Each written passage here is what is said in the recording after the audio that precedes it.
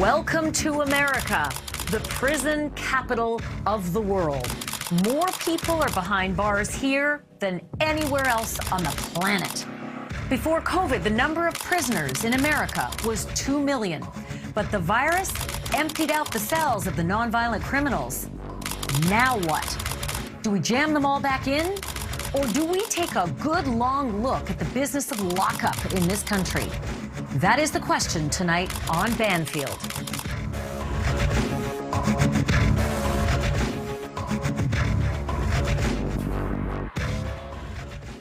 Hi, everybody. Mass incarceration or decarceration? That's the question. Has COVID taught us anything about the number of people we lock away in this country or the level of crime that requires it? The pandemic prison population in America fell from 2.1 million to 1.8. Now, understandably, victims were mad, but advocates for social justice said we may not need to keep so many people locked up. Tonight, I'm joined by Jeff Coots. He's the director of an initiative called From Punishment to Public Health. It's based at John Jay College of Criminal Justice. Jeff, thanks so much for being with me. I don't think this is an easy question to answer, but I'm going to give you the first crack at it. Did we learn something over the last year that can be helpful going forward? I think we learned many things that can help us going forward, namely the importance of planning for a pandemic like this, if it should happen again. The criminal justice system, like many of our infrastructure systems, was caught off guard. And the level of communication available that we would want to see, and didn't have the planning in place that would allow us to respond to an issue like a contagious pandemic. I mean, one of the first things before we even get to what life was like for the people who were locked up was how the justice system all of a sudden came to a screeching halt. The lawyers weren't even allowed in to the prisons, and that meant that prisoners who were trying to move forward with their cases couldn't, because they didn't want to get on phone systems and have conversations with lawyers because that's not protected or privileged. Certainly access to your client during the pretrial stage or when you're negotiating a plea deal is vital. And not only was access to clients delayed in terms of lawyers visiting the jail setting or the prison setting if you were up for parole, but also the courts themselves slowed down. And so arraignments were halted. Many people in places like New York City were given court dates 3-4 months out for simple arrests like petit larceny, shoplifting, something like that. So there were really a lot of disruptions to regular business as far as the criminal justice system goes. So eventually, you know, as soon as everybody started to realize the pickle that we were in across this country, and not just in the prisons started to realize they needed to let some of these people out. And as I looked at the numbers, they seemed so dramatic. 300,000 inmates were released. But then I looked at the population still at 90%. We're still at 90% capacity in the country. So can you help me figure out what those contours actually mean? So I think we find ourselves in a real moment of opportunity to accelerate our trends away from incarceration and towards investment in community-based services like mental health care, substance use treatment, affordable housing, summer jobs programming, things that we know can reduce and prevent crime. Many of the people who were released during COVID were scheduled to be released soon thereafter. And so they maybe got 6 or 12 months knocked off of a shorter sentence. We saw significant reductions in the jail populations as well, as judges made different decisions about whether to set bail on a low-level crime or whether they were going to set bail and try to detain somebody pre-trial.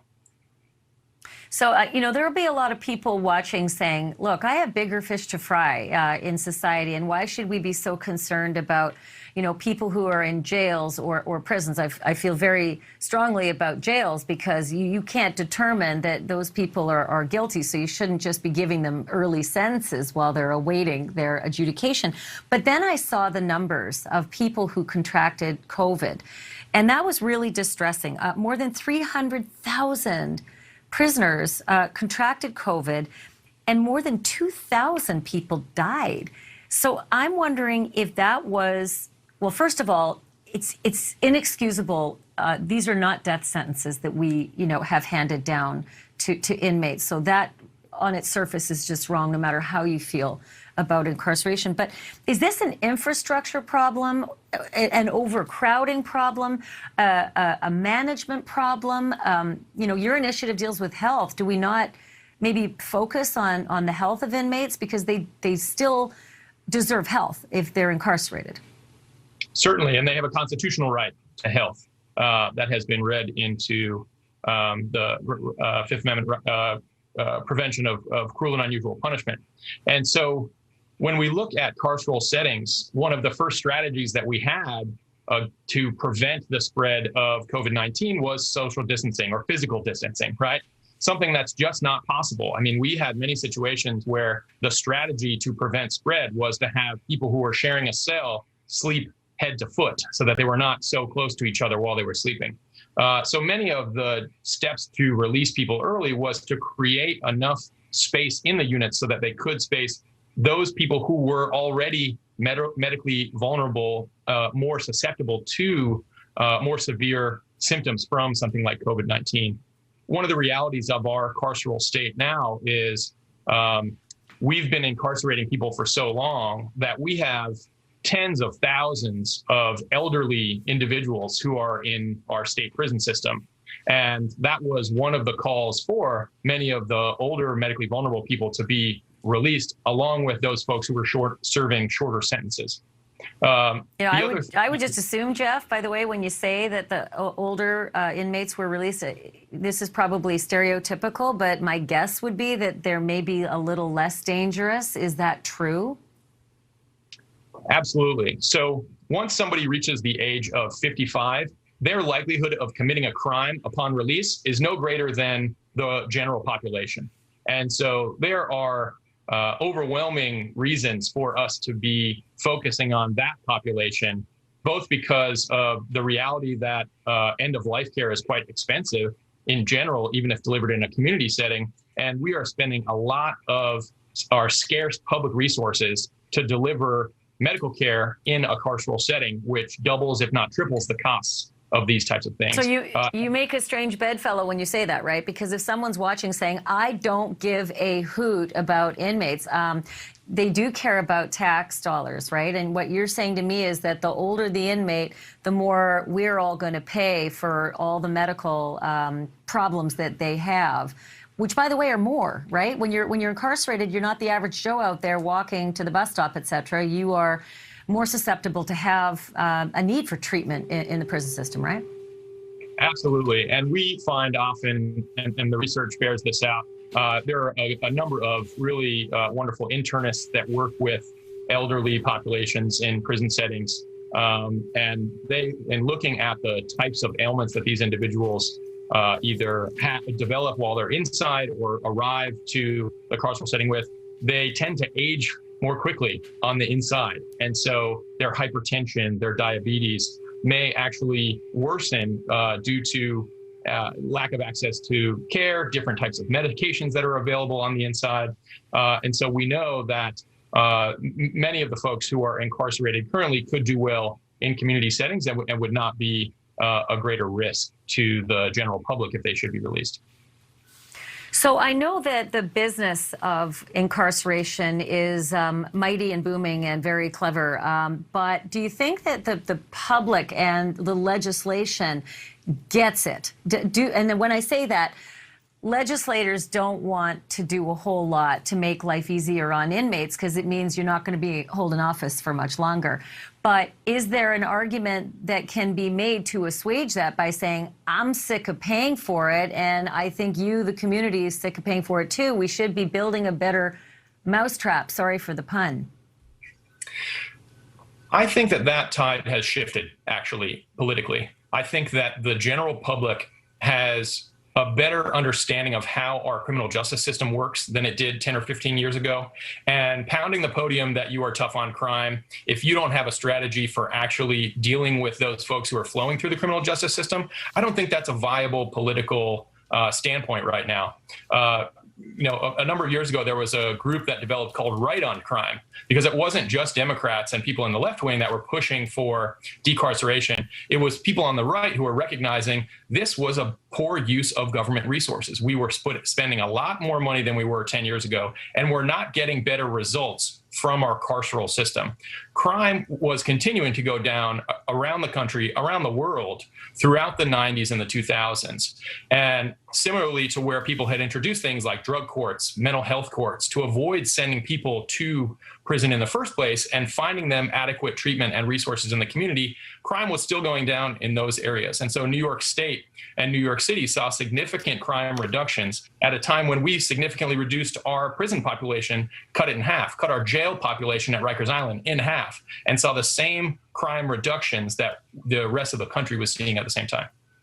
And I'm going to go into those numbers a little later in the show. The fact that, everybody expected if you're letting all these people out, well, crime rates are going to go up. There are certain cities, and not just a few of them, where the actual crime rates went down in certain crimes. I'll get into that in a minute. But first, I want to just dig down a little more on the money. This one hurts. I was lucky enough to be cognizant in 1975, although I don't remember this. We spent $7.4 billion on jails and prisons in 1975.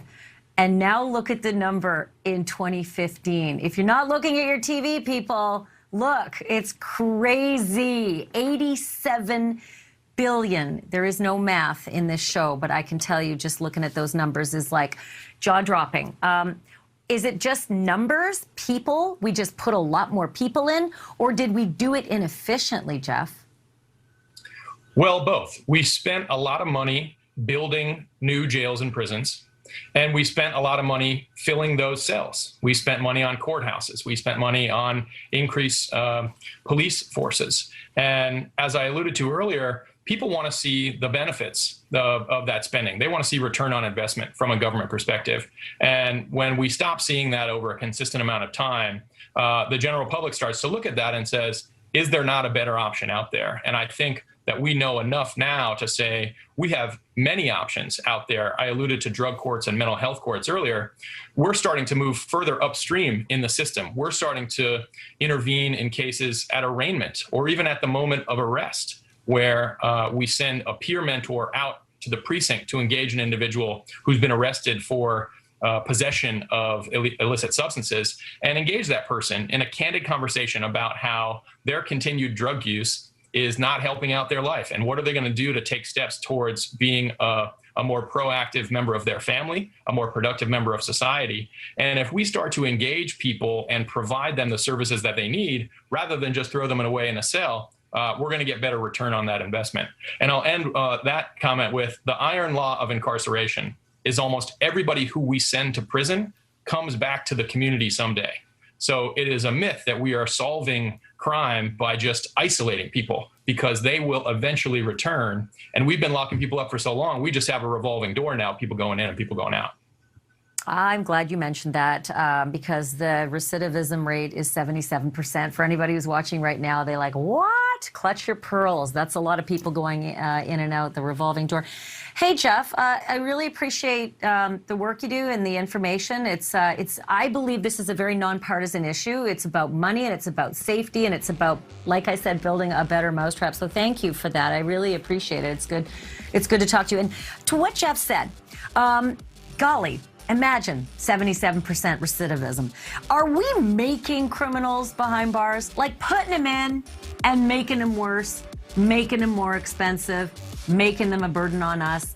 Those questions coming ahead next.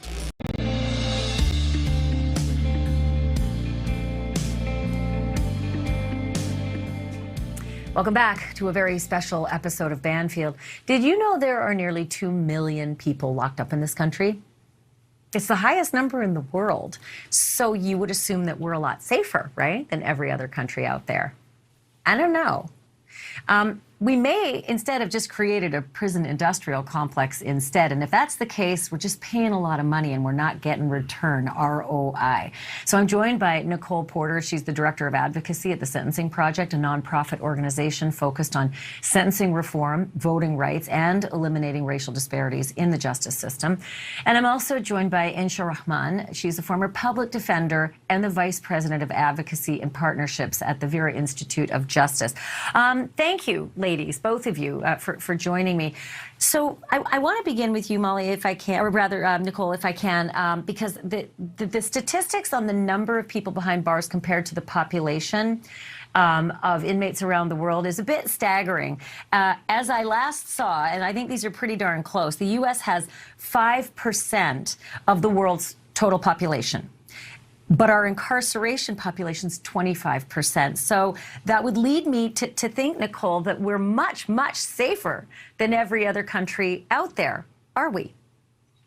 Well, it certainly speaks to the choices that the United States made when violence increased here in the 70s and the 80s. But it's also important for your audience to know that violence increased in other parts of the world, too, including Germany and in Sweden. And those countries did not choose to do what we did in terms of expanding their prison capacity and disappear people behind prison walls. They responded with expanding services to prevent people from coming in contact with the legal system to begin with. So our incarceration rate is a reflection of policy choices, and other countries made different choices during the same period of time when they also experienced increases in violence as well. So, Insha, I know that your focus is really in bail and the system of bail in this country. And generally speaking, I think the average, you'll have to correct me if I'm off, but the average bail in this country is around $10,000, which equates to about 8 months wages or salary for the average inmate, which, that means you're staying in. You're not going to get out on bail. There's a lot of different, discussions around that, meaning you have to make it high or somebody will, jump bail, and what's the point of staying? But at the same time, doesn't it mean that we all have to look after that guy or that girl for all that time? And they may very well be better out on their own, paying for their own 3 squares. What's your view on that? So my view is that we actually make a mistake in assuming that we need to set bail in order for people to come back to court or stay safe in the community while they're pending trial. So as you noted, I was a public defender for many years before coming into doing criminal justice policy work. And so I saw day in and day out judges use money bail and set bail at $500, $1,000. And it was always unclear when judges set bail, what do they really intend? For this person to be released and go home to the community, to their families, or to stay in jail? And that's fundamentally the problem with money as the determinant of whether somebody should be released pretrial or remain detained. And the problem is when we use money, we know that people can't afford it. The Federal Reserve did a study that found that over 40% of Americans don't have $400 to cover an emergency. And as you noted, the average bail in this country is $10,000 or more. What we found in places that have moved away from using money bail, like the state of New Jersey, Washington, D.C., New York State, and a number of other places that are not just blue or Democratic places, but places like Kentucky even, that if you release more people pre-trial, actually you see better rates of people coming back to court and staying arrest-free. And the reason is that jail itself, remaining behind bars, has a quote unquote criminogenic effect, which means that the fact of being incarcerated, of losing your bonds with your family, your home, your employment, actually means that somebody's more likely to be arrested and involved in the criminal justice system in the future. So jump in here, Nicole, and tell me where we're making mistakes. Like what crimes right now, I guess the better question would be, which crimes merit prison and jail time for sentencing, and which crimes that we're currently sending people away for maybe don't? Well, state and the federal criminal code are incredibly complex. There are criminal statutes that can trigger prison admissions and prison sentences that overlap, giving a great deal of discretion to prosecutors and legal practitioners in terms of whether or not a person goes to prison and the length of time that they're subjected to. think it's important to recognize that in the United States, we send people to prison for things they just would not get sent to prison for. In other parts of the country, that's one reason why the United States has such a high rate of incarceration. There are a range of underlying causes for the high rate of imprisonment. One key driver that the National Academy of Sciences found in its seminal study back in 2014 was that the high rate of policing has increased, certainly in the early 1980s, leading to a higher chance that U.S. residents will come in contact with the police. Because of that higher chance of coming in contact with the police, U.S. residents have a higher chance of getting charged with a crime. Once charged with a crime, they have a higher chance of getting sentenced to prison. And once they get sentenced to prison, they have a higher chance of going to prison for longer. So there's a range of practices that could be examined if decarceration were a serious effort by federal and state lawmakers, including what can lead to interaction with police to begin with. The United States has gone through a reckoning over many years now, starting even before Ferguson, but I was going to start with Ferguson this afternoon, to a range of other localities that have gone through similar experiences, just like in George Floyd's home over the last year, and in other communities like in Kentucky, where Breonna Taylor's, the outcome of her interaction with law enforcement has driven a conversation there and nationally. So what leads to interaction with police is one place to start, and then the length of imprisonment that is influenced by the range of sentencing practices from mandatory minimum sentencing to truth in sentencing practices that have driven up lengths of imprisonment. It feels like it feels like it's almost political. I got to be honest. Like sometimes I think people scream and yell, "Put him in jail," when they're angry at the other guy. But then if it's your guy, it's like, well, wait, he needs a break. I feel like a lot of it has to do with where you politically stand. But Insha, let me ask you something, because it feels like there's not a whole lot of consensus here among society as to what is our goal of putting people away. Is it, number one, just to remove them from the flock so they can't do any more damage? Is it to punish them? And that's, retributive for the victims out there. They want some justice, right? Or is it to rehabilitate them so that when they eventually do get out, they're not going to continue to be a problem for us? I think it's all three, but I don't think that we're doing it right. And I certainly think that we're getting that third one wrong. I feel like we're making more criminals when they're in the clink than helping them to be productive citizens when they get out. And we're spending a lot of money doing it. It's the worst return on investment that we make in this country, our criminal justice system. You noted $85 billion a year is what we spend on incarceration alone, but we actually spend $284 billion if you include policing, arrests, as well as probation and parole and other parts and the courts.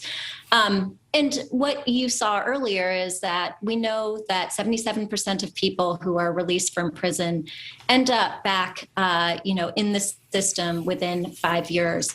And that tells us the status quo isn't working.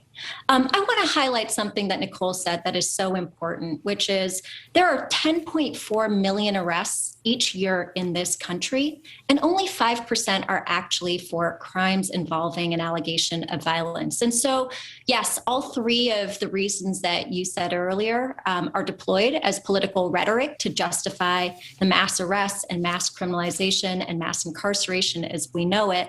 And yet, when we actually look at the numbers, we should be incarcerating no more than 5% of people who are arrested if the goal is simply public safety. And even then, we've seen that when people are charged with serious offenses, they can and should be given the option to stay in the community if that is good for public safety, which it often is. But the truth is we do this in the name of victims, and we say victims want this. But every time we've actually polled and surveyed victims, what they want is to know that what happened to me will never happen to me or to anybody else again.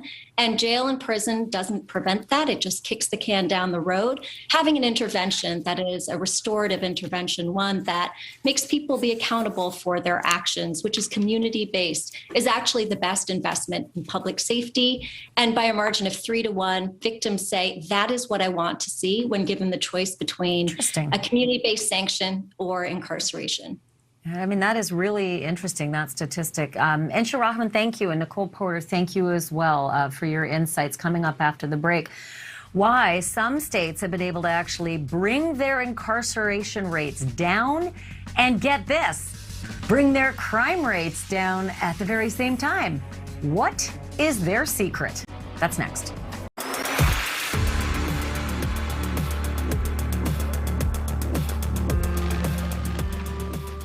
Welcome back. The COVID pandemic saw the U.S. prison population plummet for the first time in a long time. Big question is now, do we go back to the way things used to be and crowd the inmates back into those cells? Or is there a new prison model that might be starting to emerge? I am joined by Molly Gill. She's the vice president of FAM. It's a nonprofit and nonpartisan sentencing reform organization. I'm also joined by Denise Rock. She's the executive director of Florida Cares, a nonprofit dedicated to improving the lives of incarcerated people. Ladies, thank you so much for being here. Let me start with you, Molly. 35 states, it turns out, emptied out some cells and lowered their prison population. And while you might think that the crime would go up, at the same time, the crime went down. Crime rates actually went down. Can you explain that? Is it unrelated? Should we not, attribute things to COVID necessarily that just seem at face value to give us wisdom? Well, I think the 35 states that you're referring to actually reduced those prison populations before COVID even happened. And that was because states all across the country started looking at their prison populations and saying, this is a huge part of our budget. It's extremely expensive. Are there people in there who don't need to be in there? And do we have sentencing laws that are filling our prisons unreasonably, putting the wrong people in for too long? And so 35 state legislatures over the course of the last 30 years have either eliminated a lot of the mandatory minimum sentences, for example, or they've scaled those back dramatically. And what they see in that is when you put fewer people in prison, your costs go down, your prison population goes down. And also they started seeing their crime rate go down. And I think that is because they were making better public safety choices. Instead of filling an expensive prison bed with someone who needed drug treatment, for example, they filled them with someone who had committed a more violent or serious offense. And I think those changes have really led to positive developments in the way that we're thinking about prisons in this country and our prison population. So I'm glad you mentioned the drug incidents, because I want to play for you some interviews with two people who actually ended up being let go. They were released during pandemic, and it's possible that that's going to be reversed, and they're going to have to go back in and be incarcerated. But they were involved in drug offenses, nothing violent, but drug offenses. So have a look at this, and I want to ask something about it on the other side. They're talking about sending me, myself, and about 4,000 others back to prison. That would really be devastating to my family. As you see now, I'm in truck driving class. So I would just ask that you would just please consider the progress I made. I'm not out here committing any other crimes. I'm just here trying to learn a trade and just better myself. Since being home, I've reunited with my family, my children, grandchildren, my parents, and my siblings. Each day I homeschool my granddaughters, one of which has special need. I then work a full-time second shift job so that I can help provide for our household. So how do I explain to my family that even though I'm doing everything as I should now, I might have to return to prison? I ask you, please, please, please rescind this memo and keep us home. So listen, the piano music, boy, it tugs at your heartstrings. But at the same time, I think there'd be a lot of people out there watching, Denise, who would say, okay, so you were trafficking in crack cocaine, not both of them, but and gosh, I lost my son to crack cocaine. So why should I feel bad for you, and why should I fall victim to the piano music? Crime is crime, and if you do the crime, you do the time. Where is that wrong? Well, I think for one, that crime and the purpose of prison should be to protect society from people that are violent. So when we're talking about drugs or doing crack, I don't think that is a prison, a reason for someone to go to prison. While a mother may have lost a child from crack, the person that's in prison is typically a user or somebody struggling themselves who needs the opportunity to be surrounded by their family, by counseling, by opportunities for healing and growth. And the prison system is not set up to do anything like that of its kind. But at the same time, it does keep those people away from committing those crimes, at least for the time that they are behind bars. And I think there would be people who say that if you commit the crime, you know the code and you do the time, and they'd be upset. Listen, no one's going to do an interview saying, I should be right where I belong, behind bars here. They're going to say, for God's sake, help me out. I'm doing everything I can. I want out, right? That would be the natural response to someone who's locked up. They don't want to be there. Right, Molly? Well, I think of course, people commit crimes. They should be held accountable. That's what FAM believes. The question is, are they doing the right amount of time? Does the punishment fit the crime? Does it fit the person? And as Denise said, is that time actually making people better? Are we rehabilitating people so that they don't come back to prison? And prison, as you've described, we have a very high recidivism rate. Clearly, prison is failing to make people better. And so we really have to question what is the value of that. And also we have to ask, what is our return on investments? If it's between putting a person who committed a drug offense in prison and someone who killed someone, that's, I think, a choice everyone knows how to make. Prisons don't grow on trees and money doesn't grow on trees.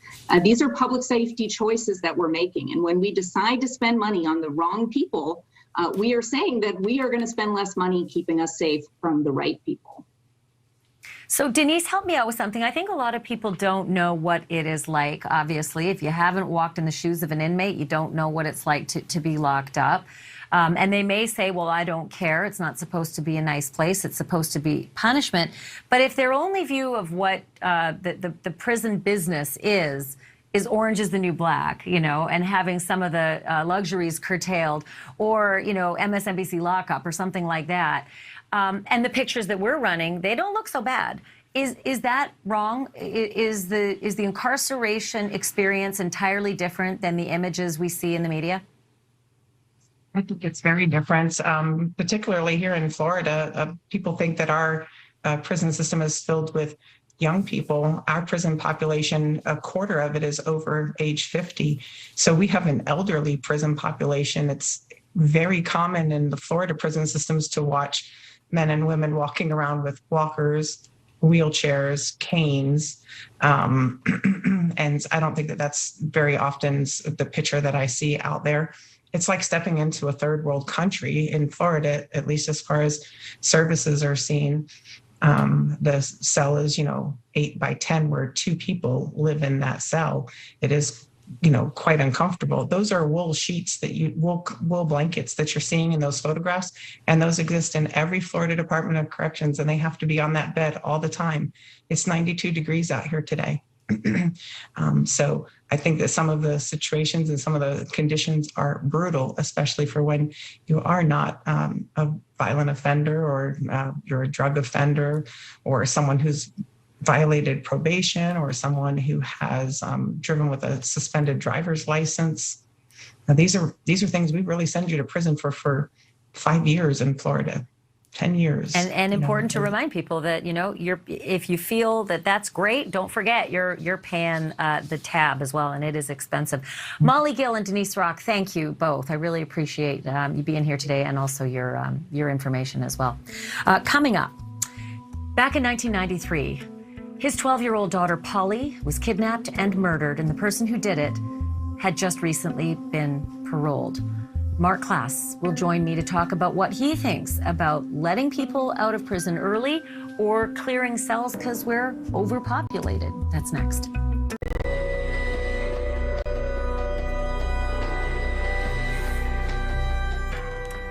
In 1993, 12-year-old Polly Klass was kidnapped from a slumber party at Knife Point. Then she was raped and murdered. The perpetrator who did that to Polly had recently been paroled.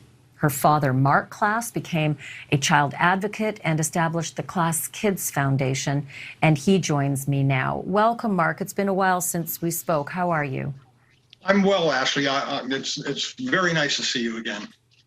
It's good to see you again, too, and I'm glad we can talk about this topic because, for the bulk of the program, we've been talking about the benefits of releasing, prisoners and inmates.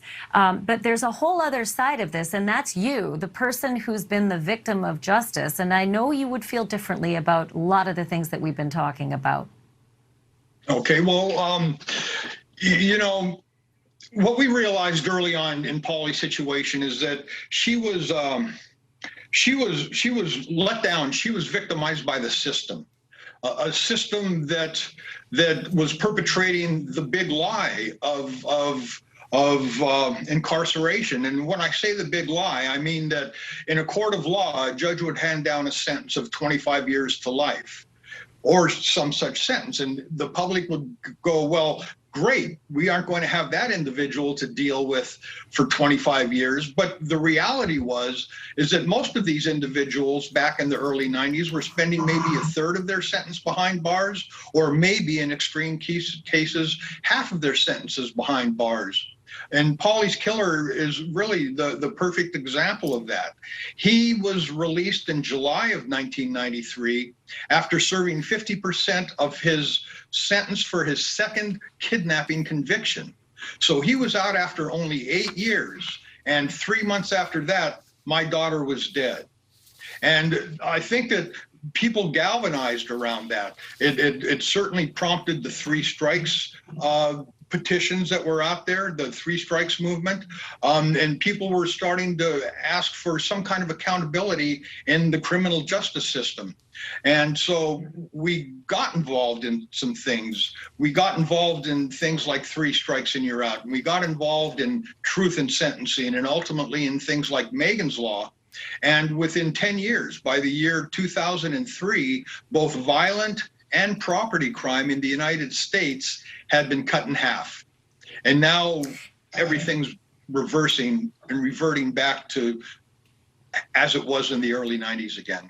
Yeah, it's really confusing for the news consumer out there, because on one hand you see headlines day after day saying it's going to be the summer of violence, that murder rates are going up and violent crime is going up as, you know, policing gets challenged, right? And then you hear on the other side that 35 states reduced their prison populations and their crime rates actually went down for certain crimes. So I'm trying to sort of, I mean, it's never really black and white. There is always an apple and an orange that can't be perfectly you know, compared. But where do you come in with the COVID argument that these guys, other than the guy who killed Polly, who did get the death penalty and sits there, as I understand, still waiting for his day of reckoning, these people who died of COVID in prison, they weren't sentenced to death, and yet they were kept in those jails and they died because of it? Well, you know, and neither were the other 500,000 people that have died of COVID were not sentenced to death either. But the reality is that prisons exist in order to be able to segregate the population, to segregate the criminal population from law-abiding citizens. So given the fact that their specialty is segregation, why can't they do that within the prison system itself? Take COVID patients and put them in certain cell blocks so that they don't have contact with non-COVID patients. They've got, you know, Ashley, the only guaranteed health system in the United States that I'm actually aware of is in the prisons. They're guaranteed health care, unlike you or I. So I think that this is something that could have always been handled internally, and that they just use the COVID as an excuse to further empty the prisons and cut their own bottom line. So you kind of think, well, maybe we got them overcrowded and the facilities aren't big enough so that if we do have a situation like that, we can't spread them out and put them, you know, safely into some kind of segregated system like you're mentioning, because clearly they were sleeping, you know, toe to head as their social distancing. But we have roughly 2 million prisoners. So the conundrum, Mark, becomes build more prisons and span out the population. And then that means the rest of us and, you know, taxpayers just got to keep paying this crazy, you know, prison industrial complex. Does that sound like the right answer, or are we just not getting it? Well, first of all, Ashley, in the state of California, they're closing prisons. They're not building new prisons. They are doing everything they can to empty the prisons. And in fact, a new initiative was just introduced, about 6 weeks ago, that said they are going to early release 76,000 prisoners in the state of California, including violent prisoners, including 3 strikers and second strikers. So, you know, I think when we talk about the cost of crime, you can offset the cost of paying taxes and incarcerating, using that money to keep a dangerous person behind bars. But conversely, if you let that dangerous person back out onto the street, then the taxpayer is burdened with the costs of protection, of getting alarm systems, of purchasing guns, of perhaps getting some kind of security in the neighborhood, of higher insurance. having to pay, you know, their local police detachments, etc. Mark, hold on for one sec. When we come back after the break, I want to ask you a little bit about whether some of these reductions in, you know, or at least calls for reductions in inmate populations is misplaced compassion, as I think you've said it, financial bottom line, and then there's that other thing, which is the Kardashian effect. I want to ask you about that next.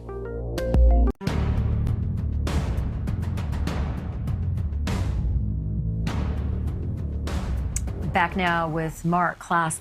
Mark, I know you said that this push for reducing inmate populations across the country is either misplaced compassion or financial bottom line. I want you to dig in a little bit more on that, but then touch on the Kardashian effect too, because you can advocate all you want, you know, on Capitol Hill, but when Kim Kardashian shows up at the White House, you know, news covers it live every moment, you know. So I just wonder your thoughts on that.